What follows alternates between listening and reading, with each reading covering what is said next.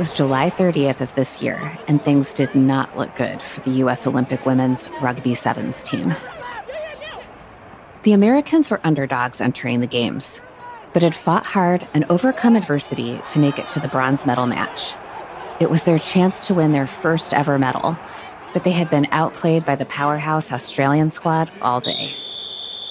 Even Sammy Sullivan, one of the team's younger players and an eternal optimist, knew that things did not look good. I had gone to the bench, and in that moment, I'm not going to lie, it was a really tough moment with less than a minute left on the clock. I, for 1 second, thought to myself, do I still believe we can win? The ball came back to the Americans for one last chance. The ball was not immediately caught, which was terrifying, and finally Steph Rivetti got her hands on the ball. And after a couple of phases, Ariana Ramsey passes it to Spiff Cedric. My teammate Spiff Cedric caught that ball, stiff-armed one girl, stepped out of one tackle, and absolutely truck-sticked the last Australian defender to break away. As the crowd went wild, Spiff Cedric started sprinting down the field, using all of her energy and strength to avoid the Australians trying to tackle her. She passed the halfway line, she passed the 22-meter line, and then she slid past the in-goal line to score. It was electric. It felt like there was literal electricity passing through my body, willing her, watching her run and score that try. The score was now tied 12-12. The entire team was celebrating. Everyone, that is, except for Sammy Sullivan, who was watching from the sidelines. The camera cut to her and showed her yelling something to her teammates. Something that could make the difference between making history or eventually losing the game. When Sammy Sullivan arrived on the campus of West Point, she thought she would be joining the soccer team. But an event occurred shortly thereafter that pushed her toward the sport of rugby. Since then, she's thrived and has combined her flourishing athletic career with her current service in the Army. In today's episode, our hosts sit down with Captain Sullivan to discuss how the Army has aided her rugby career, and vice versa, what she does to relax after stressful training, and what she said and did in those final seconds to help the American women win a Rugby Olympic medal for the first time in history. I'm Carrie Viro-Hakes, and this is Army Matters.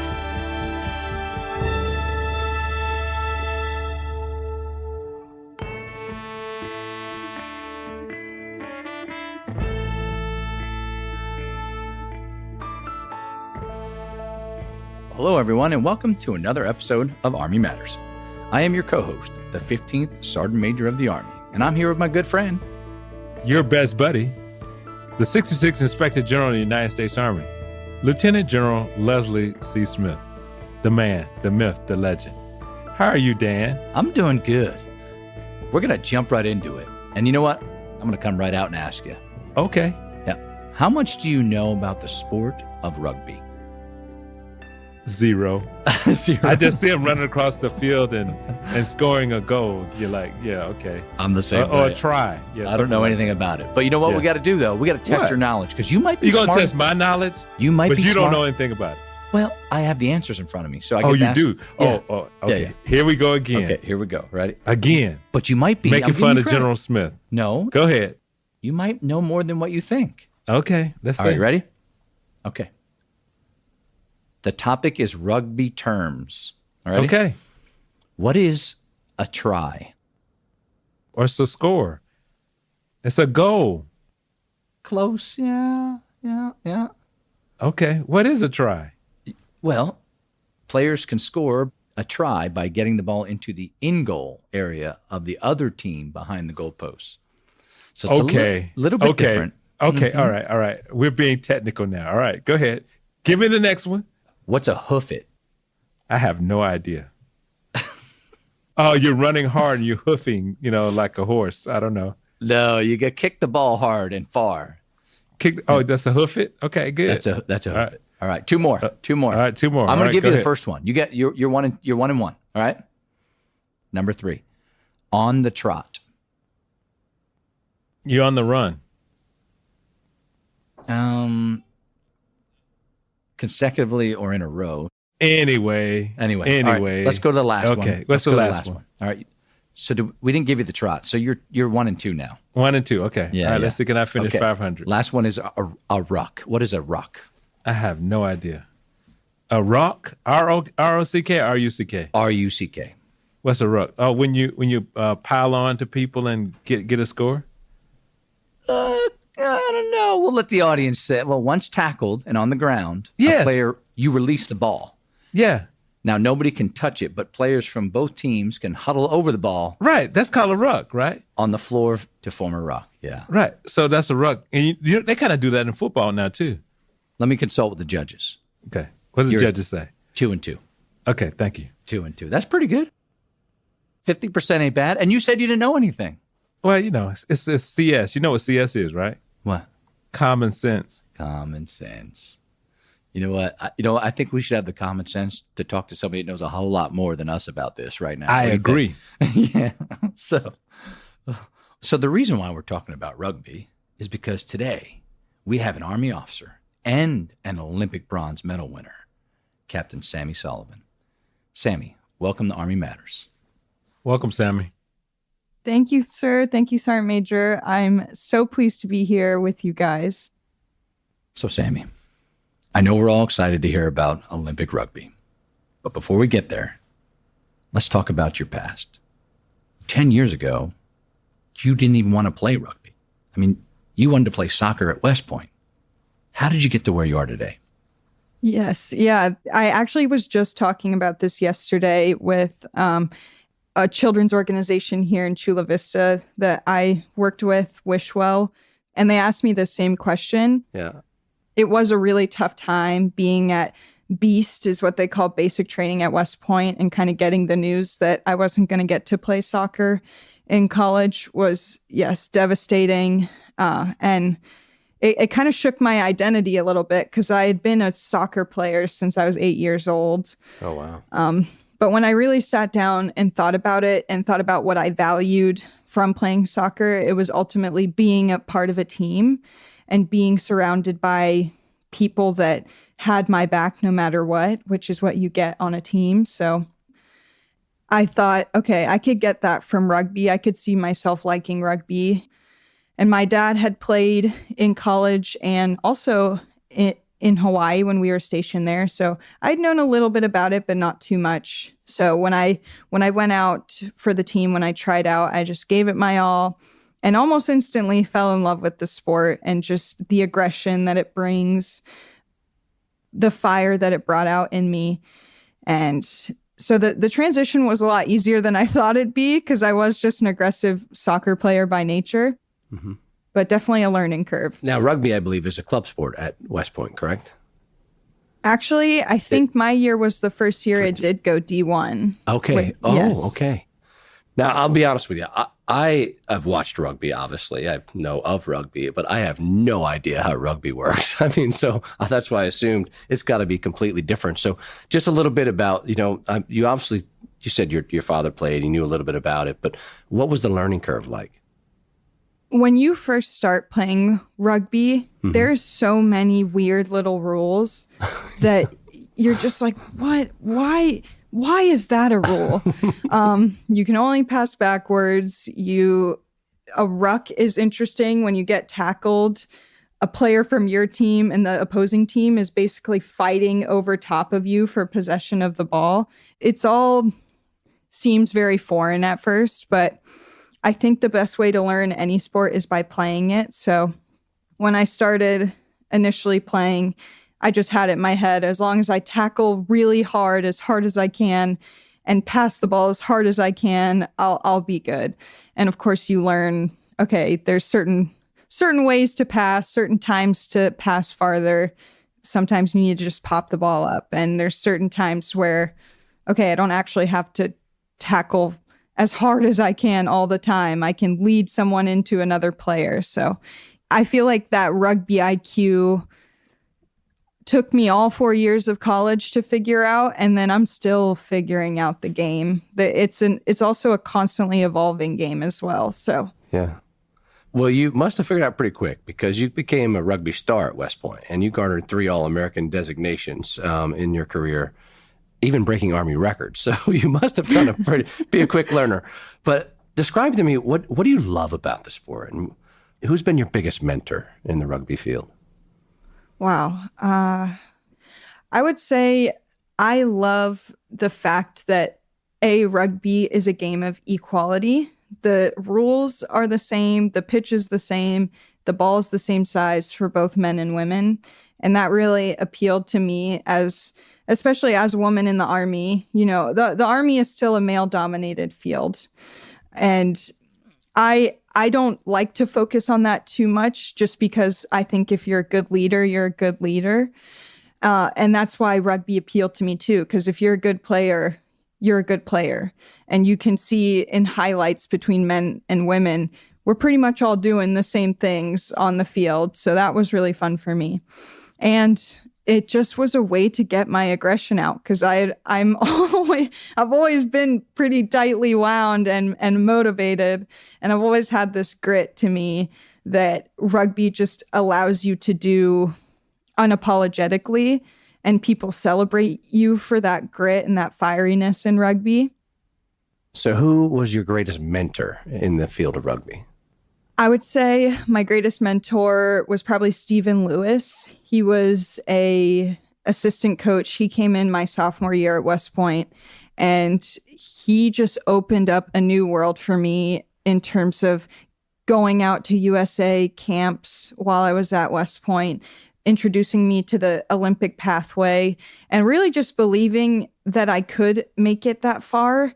My head coach, Bill, definitely believed in me, and my other assistant coach, Laura, did. But Stevie was the coach that knew, even before I knew, that I could go to the highest level with rugby. Yeah. Now, you mentioned your West Point coach, the head coach, Bill Leclerc. We got to give him full credit for this. Yes. He described you as a goofball. Now, what led to that description of you?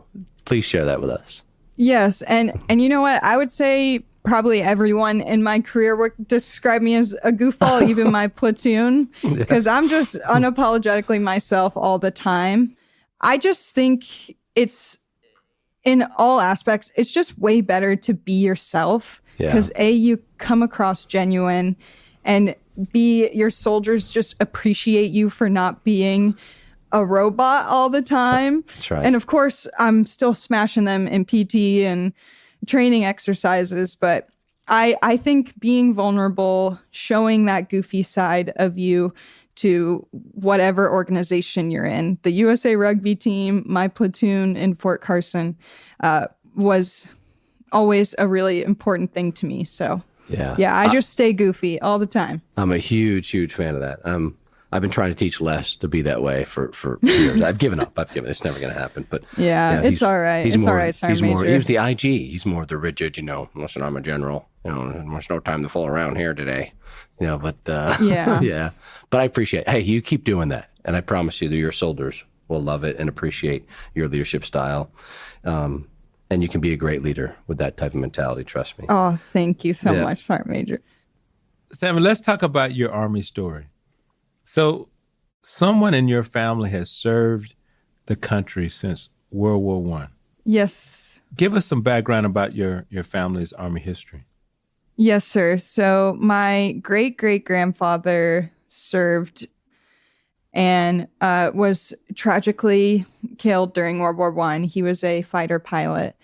And that in turn inspired my grandfather to serve during the Vietnam War, and then inspired my dad to serve mainly during Operation Iraqi Freedom. He's been deployed several times. He was in 3rd Group Special Forces all throughout my childhood. And that in turn inspired myself and my twin brother to serve as well. Okay. So your dad, Colonel Michael Sullivan, he was a Green Beret.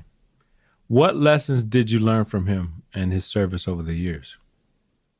I learned learned what it takes to serve because he did deploy so much while I was growing up. It just really showed his dedication to what he did, because I know it was hard on him to leave his family, but he truly believed in what he was doing. And I also learned teamwork. I've always loved team sports, and watching him interact and seeing him with his team in third group just really inspired me to one day pick a career for myself that I still got to be a part of a team. So, Sammy, I understand that a good friend of yours inspired you to attend West Point. How much did you pay them? Who's that friend? And what did they do to convince you? Yeah, so funnily enough, General Buzzard, Curtis, General Curtis Buzzard, who happened to be the commandant at the time I was there. I played soccer with his daughter, Caroline Buzzard, all growing up. And one day, Terry Buzzard, Curtis's wife, she just turned to me and said, I really see you having a lot of leadership qualities, and I see you out on the soccer field, and it's just really inspiring to see how much you care about this. I think you should look into going to West Point. And this was my sophomore year of high school. I had no clue what West Point was at the time. So her words inspired me to kind of look into what West Point was and then ultimately pursue going there. Nice. Yes. So you have a twin brother. I do. And you had attended West Point with him. Who thought about it first? That is so funny you say that, because I will forever go to my grave saying he copied me in going to West Point. But he was actually inspired by one of his cross-country teammates to look into it. Okay. So one day we were at the kitchen table and my mom turned to us and said, oh, where do you guys want to go to college, by the way? And I said West Point first. And then, of course, Jackson chimed in, oh, I want to go to West Point too. So because I said it first, I am the one who said it. And yes, he copied me. Who's the older of the twins? He's older than me by 1 minute. 1 minute. 1 minute. Okay. Yes. Okay. All twins know that. All twins know that. And yes, they do. Who's the faster of the two? I don't know. We haven't done a race in a long time. He did run the 800 in college at West Point. Oh, yeah. So he's pretty fast. But I think in a short enough distance, I have him for sure. So that was going to be the next question. How competitive are you guys? We're not so much anymore, just because we are on very different life paths now in our Army careers. But we had a really good bit of healthy competition growing up, which I think is why we turned out with such strong work ethic, because we were always pushing each other, whether it was school or cross country, just to do our best. So, Sammy, now you're currently part of the Army's world-class athlete program, but you decided not to apply immediately upon graduation. So what did you do between completing your studies at West Point and then competing for the world-class athlete program? Yeah, I didn't immediately apply to WCAP because it was really important to me to do my platoon leadership time. Right. When I initially went to West Point, I had no dreams of pursuing the Olympic team. I was there to be an Army officer, so it was important to me to fulfill that duty as a junior officer because of all of the time and work I'd put into learning that skill there. So I went to Fort Leonard Wood to engineer basic officer leadership course, got qualified, and then was stationed at Fort Carson with 4th Engineer Battalion. Nice. Yes. Nice. Yeah, Dan knows a little bit about Fort Carson. Yeah, I spent 11 years there. 11 years. So. I'm so jealous, sir, because that post is amazing. It is. And I hope I get to go back there at some point in my career as well. Yeah, no, it's a great place. It absolutely is.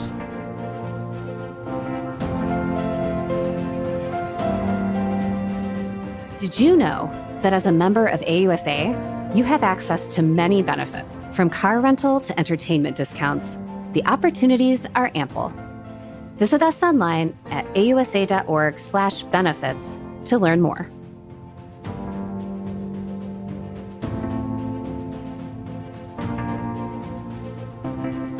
Welcome back to Army Matters. Now, Sammy, In the sport of rugby, nations like France, Fiji, New Zealand, and Australia have long history of success. What sort of expectation did you have going into the Olympics? Well, I'll say that in the 2 seasons I was with the team leading up to the Olympics, we were pretty high performing. We podiumed every tournament my first season. And then the season leading into the Olympics, it was a lot more up and down. We would get second in one tournament and then fifth in the next. It was a roller coaster of a season going into the Olympics. So really my thoughts were, this could go to anyone. But I also, in the back of my mind, thought, okay, but if we come across New Zealand or Australia, the 2 real powerhouses, we are going to be the underdogs in those games. Yeah. So, yeah, I was confident in our skills and abilities, but also respected that any team can show up on the day. Mm-hmm. And it was going to be a dogfight all the way through to the final. And of course, you go to the bronze medal game. And earlier you talked to us about the last second try where Spiff Cedric tied the game 12-12. What happened next? Yes, so as soon as Spiff scores the try, everyone's celebrating on the field, but we were still just tied. So we need those extra 2 points to actually win. And who knows what would have happened if we would have gone into overtime, because Australia tends to win in overtime games. So we needed these 2 points to secure this medal. And everyone was freaking out on the sidelines, thinking nobody on the field was tracking what was going on. And it was just chaos, including myself. So I just was mostly telling myself, like, hey, you need to calm down in this moment. No one's going to be helped by you screaming your head off to Spiff and to whoever. If anything, that's going to take away from their attention. So I just was telling myself to shut up. And of course, World Rugby loves to catch me saying things on camera, as they've done all season. So yes, they caught me saying shut up, and here we are. Okay, so is there a designated kicker, or who kicks? There is. We usually have 2 to 3 on the roster. And Spiff Cedric is not one of those designated kickers. Oh. No, she had taken 1 conversion before this point in the season. Okay, so wait a minute. So if you touch down the ball, do you have to kick it, or can the team pick a kicker? The team can pick a kicker. Okay. And you have 30 seconds from the time you touch the ball down to take the kick. Oh. Yes. And everybody's going crazy, celebrating. And no one realizes all of our kickers are off the field. And so our assistant coach runs out with the water and screams at Spiff, you have to take this. You have to take the kick. And with 4 seconds left to take the kick, she hits it beautifully right between the uprights. Wow. And we win by 2 points. Wow.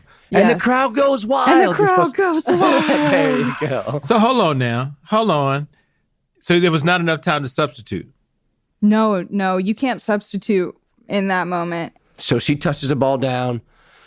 Coach runs out. Get a hold of yourself. You got to do this. Yeah. She kicks it, goes through, and And the crowd goes wild. the crowd goes wild. That's And it. Sammy Sullivan drops to her knees and starts sobbing. Yeah, I was so overwhelmed. Did you rush the field?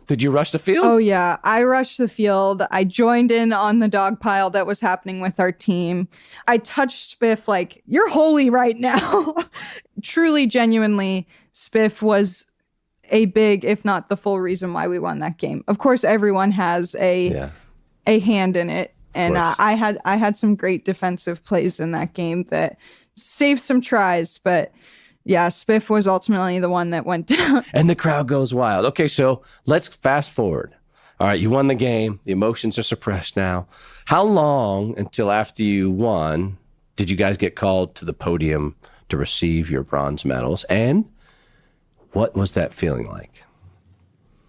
So we had to wait for the gold medal match. So we all got changed into our podium outfits and we were able to watch that match, which was a really good one. Canada really gave New Zealand a run for their money in that final match. And from there, they, of course, had to change into their podium outfits. So we had a moment to ourselves kind of on the field before the podium ceremony started, and we all just looked at each other, and it was just a moment of pure love. There's no bonding experience like doing something like that. Oh, yeah. And I'd say the closest thing you could get is being in the Army, being in a training exercise. I've never deployed. I'm sure deployment is an ultimate bonding experience as well. But yeah, so we're just sitting there realizing that team is never going to get to play with each other again. So it was very emotional. And then once we finally got up on that podium, that's when I turned my attention to my family. I had a lot of family in the stands. My parents, my brothers, my grandparents, cousins, uncles, aunts. I just looked at my parents and my husband, and I just cried. And my whole reason for wanting to go to the Olympics was to make my family proud, and getting to wear my dad's last name on my back at the highest level is just, yeah. I did it for them, and the look on their faces just was everything in that moment. So, Sammy, how many times has the women's rugby team medaled in the Olympics in the past? None times. Pretty sure that we hadn't. And that is huge because, as we mentioned during the show, we have not dominated in this sport, just like soccer years ago when our women finally won in soccer, because we don't grow up doing that. Now we do in America, but these countries have years of breeding rugby players over us. So it is a major accomplishment to medal in there, and you guys did a fantastic job. So what is next for you, Sammy? I actually tore my shoulder labrum in February before the Olympics and gritted it out and played through, and finally got surgery in September. So currently rehabbing my shoulder, hopefully be good to go for the end of this upcoming 7th season. But ultimately also going to Captain's Career Course at Fort Leonard Wood for engineers here next year. And then after that, hopefully 2028. I would love to continue playing rugby and serving my country in this capacity. So, Sammy, you and I share a passion that has nothing to do with rugby. It's Legos. I love Legos. Now, how did Legos help you with rugby? Yes, sir. So my love for Lego sets started from a very early age. Like Sergeant Major, I built sets all growing up and kind of took a break from it around age 12. And last year, the Olympic season, I just really started to have a tough time at practice. It was my second season with the USA rugby team. And I just needed something to take my mind off of practice, off of training. So I found an adult Lego set at Barnes & Noble, and the rest is really history. That is like my ultimate escape. Nice. There's adult, wait a minute, are there adult Lego sets? There are. Oh, yeah. There's adult Lego sets, and I they're think we have them 3,000 behind pieces. Look behind you. I know, but I thought Legos screen. were like age 5 and up. No, it like even categories? says on the box. It says adult. 0 to 99. Yes. Wow. It's for everybody. Yeah. Well, that's what I'm saying. Well, that's my point. It's not just for adults, right? But there's some. No. Aren't there, Sammy? Aren't there some adult ones that adults will normally do, where kids would do some of the other fun things? Like Yes. Right. Yeah, there's definitely some sets that I would say are a little too complicated for some ages, and then definitely some sets that are geared towards the kids. But Lego is for all, so there's a little Lego something is for for all, everybody. Okay. Are you a put the Lego set together and keep it together person? Or do you tear it all apart and throw all your Legos together and build other stuff? No way. I am a keep it together you're and pure. display. You're Well, pure. look behind her, Dan. I see them. Yeah. It's like, how see many them. Lego sets do you have back there? But Les, our man. listeners can't see those. But she so can describe them for but I us. have How to many you got? I have to verbally bring it out for our listeners. sorry. That's my job. Okay. That's my job. I have now over 50 Lego 50. sets all around my house. Yes, and counting. Okay. Okay. What's your favorite Lego set you've ever created? Honestly, probably the Eiffel Tower set, just because it was such a special Lego set to get right after the Paris Olympics. Nice. Yeah. Yeah. Okay. One last question from me until I pass it over to Les to close us out. What's your next favorite Lego set that you want to put together? You know what? They just came out with these Christmas wreaths that are so beautiful. If you guys have wives and you're looking for a gift for your wife, my mom loves. Wait, hold on. We got to write this down. Wait, no, are they expensive?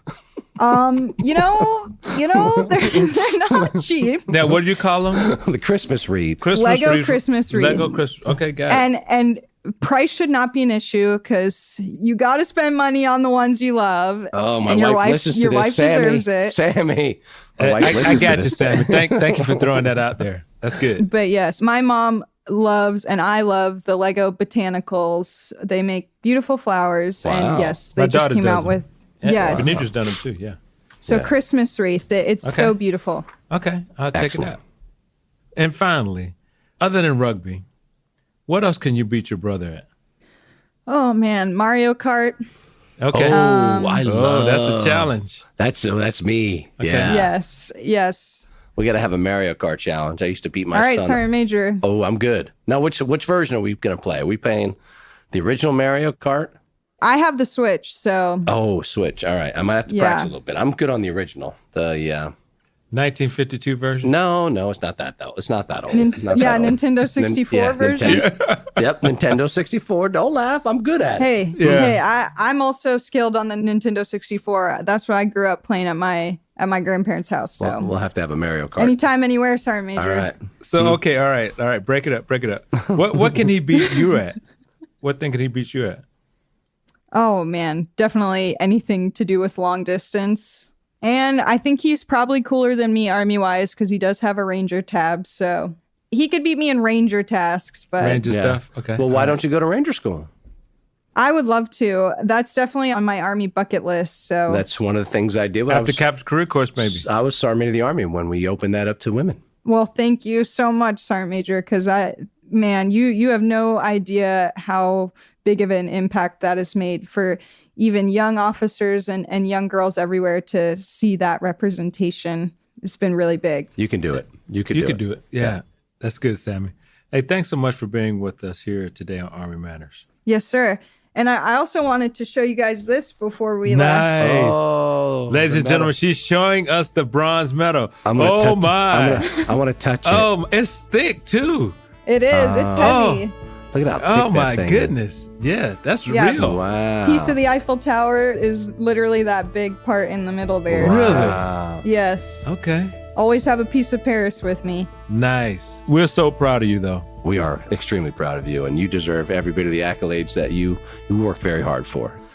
And to be an Army officer and to share the appreciation of you leading soldiers, say that's the most impactful time of your life. Thank you, because as coming from a soldier, it's also very impactful for them. Great leaders make great soldiers. Thanks for all you've done.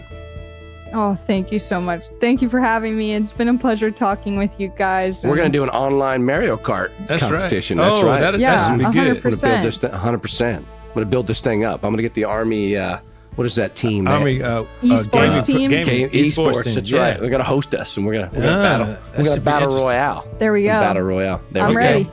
I'm ready.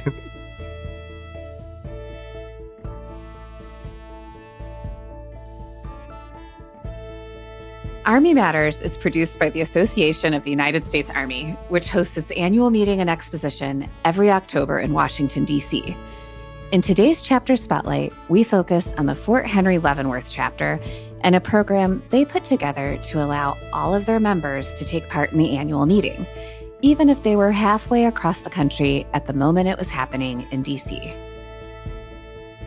On October 15th, the Kansas-based chapter created a watch party during the live Army Senior Leader Fireside Chat at the annual meeting, held in the ballroom of the Frontier Conference Center at Fort Leavenworth. Virtual attendees even texted their questions to Melissa Kreitzer, the chapter's Vice President of Family Programs, who was live in Washington. The event was a success, and organizers encourage other chapters to put together similar watch parties for future AUSA and Army events. Congrats to everyone at the Fort Henry Leavenworth chapter. If you or your chapter would like to be profiled on the show, please email us at podcast@ausa.org. Hooah.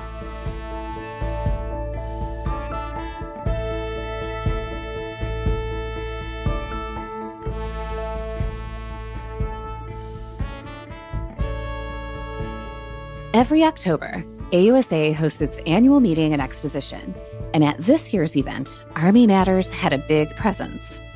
Over the course of 2 very full days, we invited attendees to swing by our booth and answer some questions.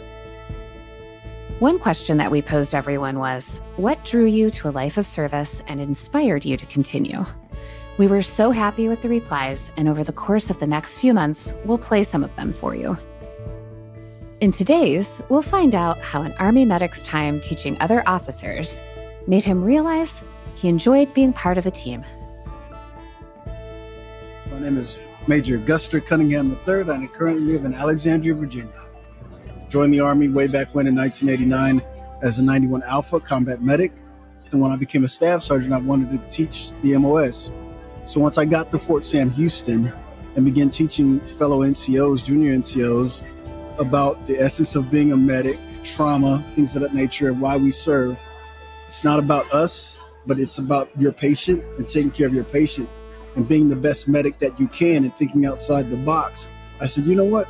This is pretty good. I like doing this. I like being in the Army. I like sharing my experiences. I like teaching others. And so, but I'm part of a collective team that's something greater than myself. And I like it. And so here I am at 35 years and counting, and I'm still in. If you'd like to share with us your call to service or Army story, leave us a voicemail at 703-236-2914 or email a voice note to podcast@ausa.org.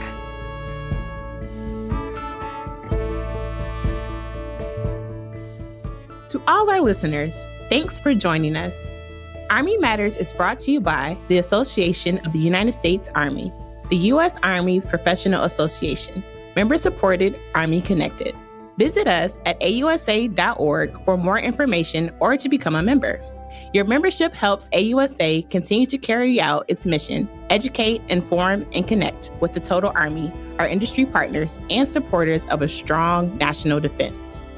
Today's episode was hosted by Lieutenant General Retired Les Smith and SMA Retired Dan Dailey, and anchor hosted by Carrie Barrow-Heckes. Anthony Del Call is the producer and writer, and Andy Bosnack is the supervising sound editor. Ellen Toner is the content editor. Unzinga Curry is the executive producer, and the senior producers are Carrie Barrow-Heckes and LaSharon Duncan. Be sure to subscribe to Army Matters wherever you get your podcasts, and please leave a review. As you know, we love seeing stars in the Army, especially if it comes in the form of a 5-star review. AUSA's Army Matters podcast can also be heard on Wreaths Across America Radio on Monday at 8 p.m. Eastern, on the iHeart Radio app, the Audacy app, and the TuneIn app with the search of the word Wreath. AUSA's Army Matters podcast primary purpose is to entertain. The podcast does not constitute advice or services. While guests are invited to listen, listeners, please note that you're not being provided professional advice from the podcast or the guest. The views and opinions of our guests do not necessarily reflect the views of AUSA. For questions or to provide topic recommendations, email us at podcast@ausa.org. I'm LaSharon Duncan. Hope you have a great Army day. Hooah!